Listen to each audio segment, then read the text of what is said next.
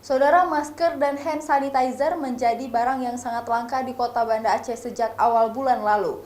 Warga Kota Banda Aceh pun kesulitan untuk mendapatkannya sebagai alat yang dapat digunakan untuk mencegah penyebaran virus corona di Aceh. Meski di Aceh belum ada pasien yang dinyatakan positif terjangkit virus corona, pemerintah telah mengeluarkan himbauan kepada warga agar mengurangi kegiatan di luar rumah termasuk siswa diliburkan sekolah selama 14 hari.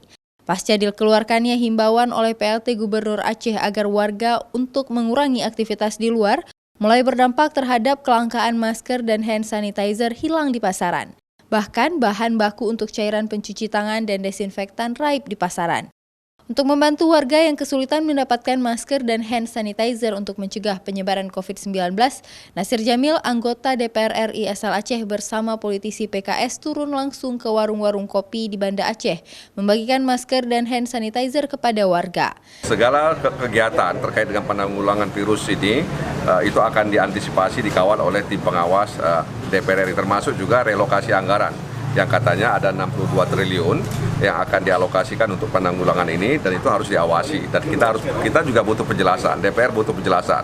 Jadi jangan karena alasan darurat tidak ada penjelasan. Ya, jadi kemana saja uang itu, apa dampaknya nanti terkait dengan penanggulangan virus corona di Indonesia. Nasir Jamil menghimbau kepada warga agar tidak menganggap sepele terhadap penyebaran wabah virus corona yang kasusnya terus meningkat di Indonesia.